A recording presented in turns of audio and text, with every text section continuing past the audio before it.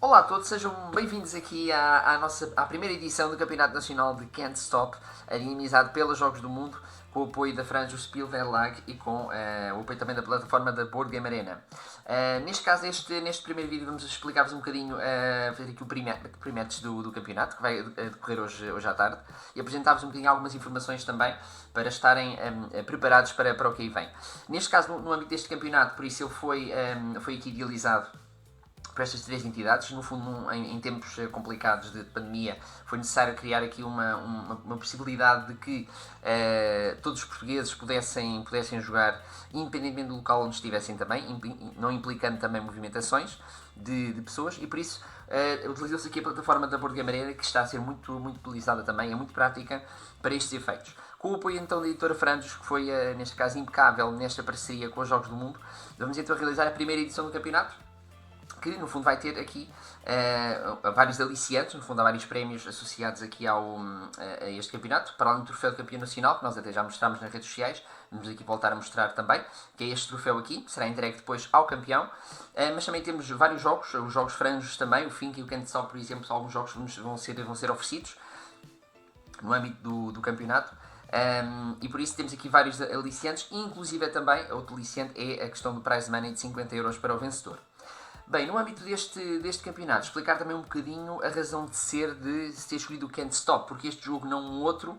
Neste caso houve o interesse não só por parte da editora, que pudéssemos avançar neste sentido, para este jogo em concreto, mas também por ser um jogo que tem um grande potencial de fácil de ser jogado, ou seja, por qualquer pessoa. É verdade que não tem aqui uma componente estratégica muito grande, a aleatoriedade dos dados é o mais presente, mas mesmo assim é um jogo que permite aqui algum potencial a que novos jogadores, pessoas que não estão ainda muito experimentadas com os jogos de tabuleiro, seja de forma física, seja de forma habitual, até do ponto de vista competitivo, o possam fazer de uma forma, de certa forma, também divertida, e quem sabe ganhar aqui um bocadinho o gosto por este hobby. E esperamos, no fundo, também contribuir para esse sentido também. Por outro lado, vai permitir também que os jogadores, apesar de poder haver algum favoritismo de alguns jogadores, haver aqui um certo equilíbrio. Pronto, já vamos ver aqui um bocadinho quais é que são os jogadores que se podem destacar no campeonato de hoje. Em relação à participação, dizer que vamos ter então cerca de...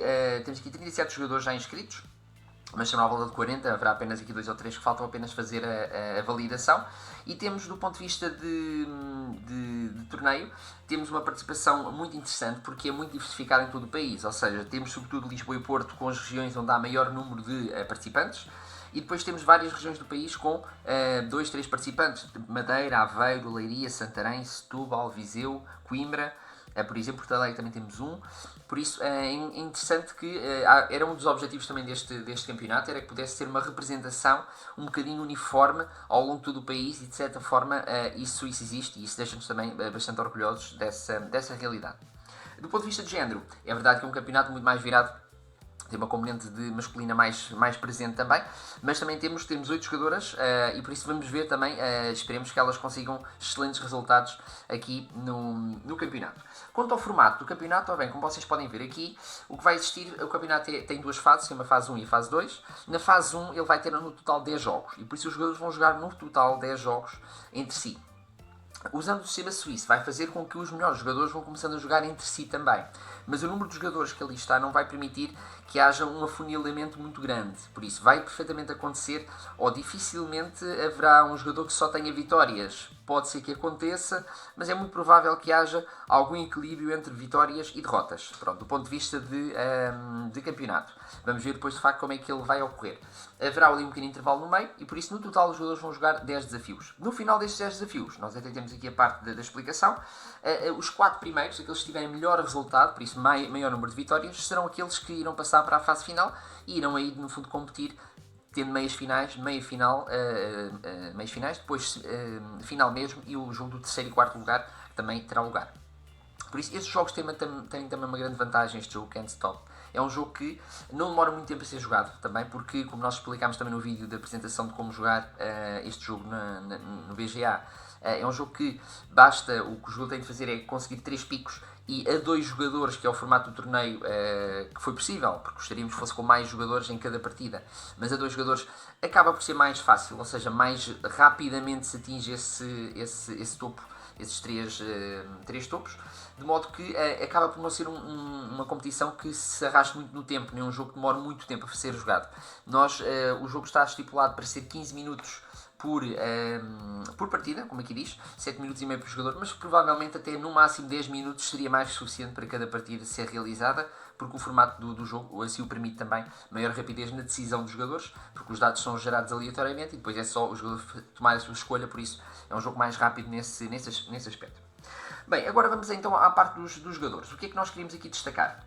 Bem, nós temos aqui vários participantes e vocês têm aqui de lado, no fundo, o elo dos jogadores, que é no fundo o ranking onde eles se situam, tendo por base aquele jogo a nível global, ou seja, isto inclui todos os jogadores, todo o mundo. Nós queremos aqui destacar, tivemos a analisar os dados e ver, no fundo, destacar aqui um ou outro jogador que nos parece ser relevante. Ou seja, primeiro que tudo, vamos ao número de jogos. Nós temos aqui um conjunto de jogadores muito diversificado, por isso, quantos jogos é que estes jogadores já jogaram de Can't Stop na plataforma BGA? Há uma grande diferença. Temos, por exemplo, o jogador que mais jogos jogou foi, por exemplo, não está aqui nos primeiros lugares, foi aqui o João 104, que é, neste caso, o João Gonçalves do Porto. E ele, por exemplo, tem 701 jogos jogados no BGA. Pronto, é o jogador que tem, por exemplo, maior número de jogos, mas não tem o maior elo aqui.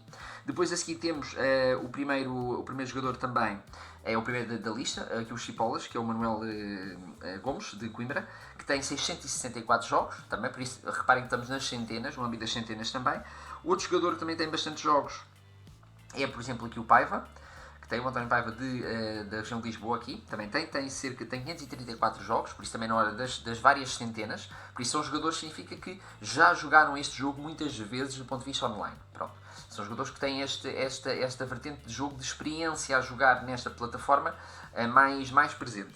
Temos também, ainda com 500, o Hugo Pereira, que é o Piscos aqui em cima, também tem 505 jogos.